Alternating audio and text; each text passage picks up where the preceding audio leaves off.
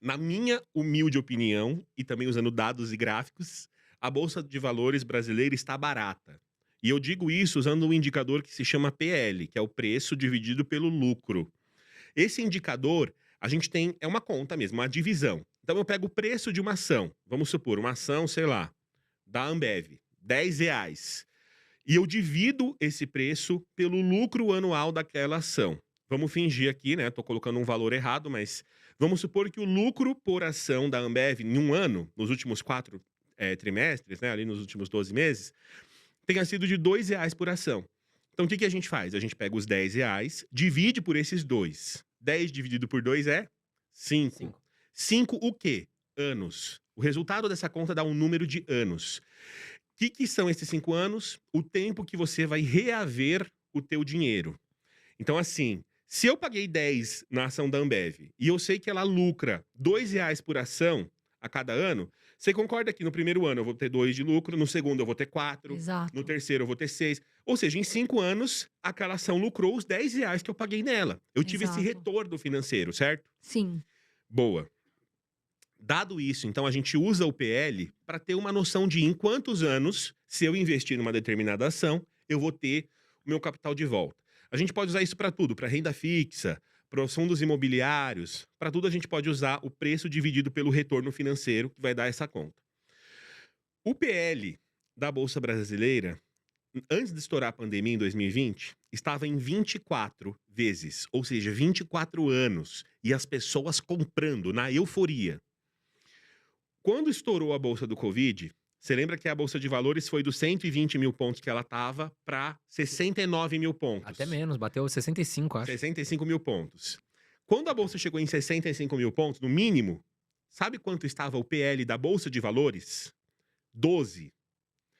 Ou seja, o retorno aconteceria em 12 anos. O que é o PL da bolsa de valores? Eu somo o preço de todas as ações da bolsa e divido pelo lucro de todas as ações da bolsa.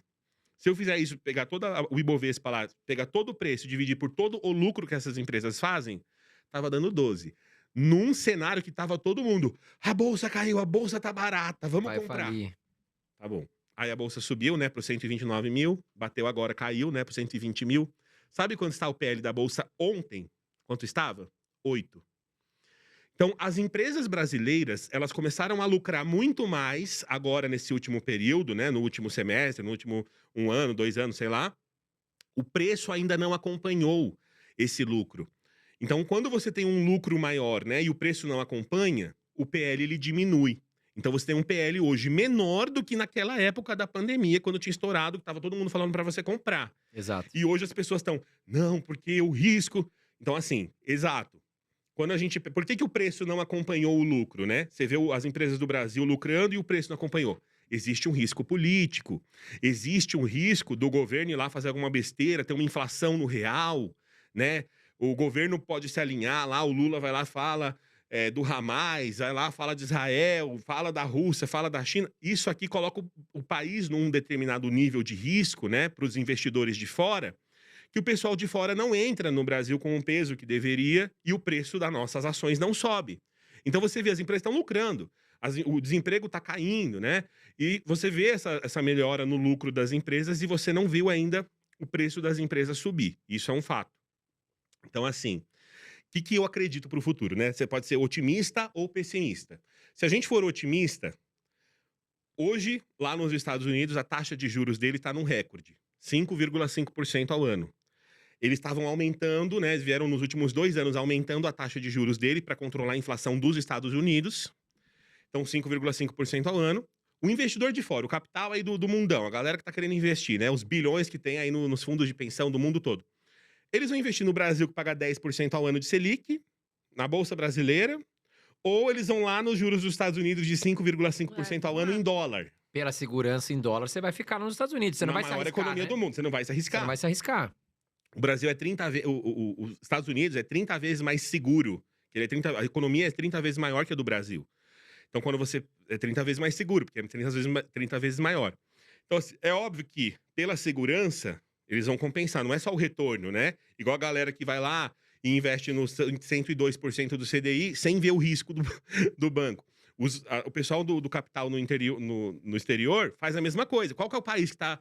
Ah, esse aqui tá pagando 10, mas qual que é o risco dele? Exato. Qual que é o risco do Brasil se envolver em um escândalo, acabar com tudo? Eles vão sempre olhar para isso, entendeu? Então, assim, o que eu acredito? Se eu for otimista, o Brasil vai entrar num trilho. Os Estados Unidos, que vinha subindo os juros, agora manteve, e a tendência agora que eles falaram lá, né? O Conselho Americano falou, é de queda. Se começar a cair os juros dos Estados Unidos, o pessoal já fala, opa, tá rendendo menos aqui nos Estados Unidos, vamos lá um pouco pro Brasil, pelo menos uma parte do dinheiro vamos colocar no Brasil. Quando isso acontece, entra dólar no Brasil, eles compram o nosso real, e aí eles compram Tesouro Selic, eles compram ações brasileiras, porque a economia vai girar, Sim. entendeu? O governo brasileiro, né, o Copom brasileiro, ele pode reduzir a taxa Selic aqui. Porque uma vez que lá nos Estados Unidos estão reduzindo, opa, a competição não tem que ser tão grande assim. Exato. A gente pode reduzir pelo risco, né, do Brasil, vamos reduzir aqui para vir mais gente para cá.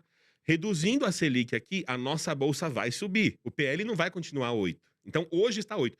Tanto é que eu fiz o aporte do canal ontem, né, o vídeo vai sair hoje, e eu não coloquei nem renda fixa nesse vídeo do episódio. Eu tinha que colocar lá 15 mil em renda fixa. Eu botei todo o dinheiro direcionado para ações brasileiras e FIIs, que também deu uma bela de uma caída nos FIIs, né? O FII sempre vai acompanhar o Ibovespa. Sim. Ibovespa Tijolo, né? 6, Deu uma queda, né? Tijolo, né? Dá uma queda. E o também o de papel também, porque acaba que a Selic, né? A previsão de cair acaba caindo também um pouco. Então, assim, meu aporte foi 100% direcionado para o Brasil agora, porque eu tendo a ser um pouco mais otimista. Se acontecer isso nos Estados Unidos, os juros cair, não sei o quê, a gente não sabe o que vai acontecer nas próximas eleições, né? Então, a gente não sabe. Então, eu tendo a ser... Agora, se você quiser ser mais pessimista, beleza, estamos num PL de 8. Se você olha, se você chega lá no Google e coloca assim, ó, Ibovespa, PL, histórico. Tem um site lá que chama Oceans 14, eu sempre uso ele é muito bom. Ele mostra o histórico.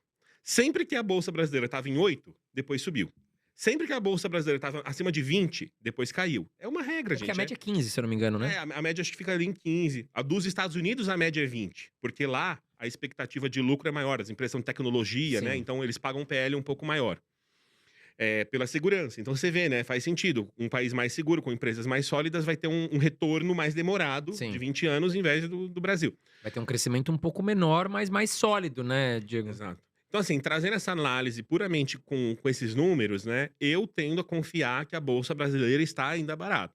Pelos lucros, porque ela está entregando pelo PL que você olha, você vê que daria para esticar o preço. Se a taxa de juros dos Estados Unidos cair e o Brasil fizer coisas certas, a taxa aqui vai cair também. Caindo aqui também, a nossa Bolsa vai subir. E aí, eu estou mirando nisso.